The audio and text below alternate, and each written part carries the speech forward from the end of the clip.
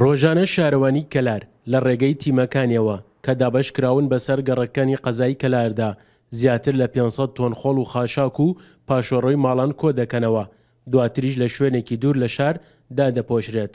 چالاکوانێکی بواری ژینگەش بوونی ئەو ڕێژە زۆرەی خۆڵ و خاشاک و نەبوونی کارگەیەکی ڕیساکلین لە سنوورەکە بە هۆکاری پیسبوونی ژینگە و ئاوی ژێرزەوی دەزانێت و بە مەترسیەکی گەورەش دەزانێت بۆ سەر تەندروستی هاوڵاتیان.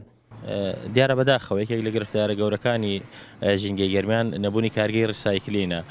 ئەم کارگەی ڕساکلین جیالەوە دەتوانرێت ئەو خاشاکەی کۆکۆ کرێتەوە و ئەبرێ لە دەروی شارە ئاسووتێنرێت توانێت سوودی لێ ببێنێت دووارە بەکاربێنێت وەکومان لە ڕسایکلینە.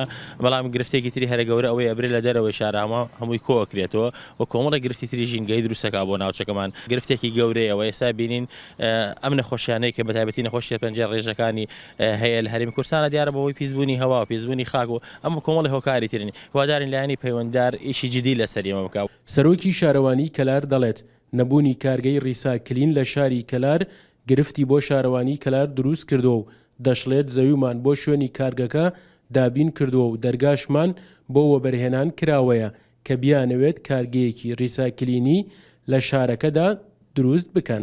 ئێمە بەپێی ئاماری پێشووتر کە هەمان بۆ ڕۆژی وها بۆ 500 بۆ 550 تن خۆڵ و خاشاک لە ناو شاری کەلارە کۆکراوەتەوە کە ئەمە ڕێژەیەکی زۆرە. بەداخەوە تاوەکو ئێستا کارگەی ڕیسایکلین لە سنووری نەک شارەوانی کەلار سنووری ئیدارە گەرمیانیشانیە ڕێژەیەکی زۆر بە عامی گەرمیان خۆڵ و خاشاک کۆ ئەکرێتەوە کە ڕۆژانە دەبرێتە دەرەوەی سنووری شارەوانی کەلار لەوێ تەمەر ئەکرێ واتە ژێر خاک ئەکرێ کە ئەمە تا ڕادەیەک زانستی نییە بەڵام ئەتوانین بڵێن چارەسەرێکی سەرەتاییە. شوێنی تایبەت دیاری کراوە بۆ کارگەی ڕیسایکل ئەگەر هەر کۆمپانیایەک یا کەرتی تایبەت بێوێ ئەم پرۆژەیە جێبەجێ بکەوە هەر کەسێکیش بێتە شارەوانی کەلار دڵنیا بە ئێمە بەپێی یاسا و ڕێنمایەکان هاوکاری ئەەکەین. باپێی ئەمەرێکی سەرۆکاتی شارەوانی کەلار ڕۆژانە لە ڕێگەی تیمەکانی شارەوانیەوە کە ئەرکی پاکردنەوە و هەڵگرتنەوەی خۆڵ و خاشاکی شاری کەلاریان لەسرە کە دابش کراون بەسەر 21 تیمدا زیاتر لە 500 تۆن خۆڵ و خاشاک کۆ دەکەنەوە. بەهۆی نەبوونی کارگەی ڕیساکلینیش ناچار لە دەرەوەی شار بە ڕێگەی داپۆشین لە ناو دەبرێت کە ئەمەش گرفتێکی تری بۆ شارەوانی دروست کردووە.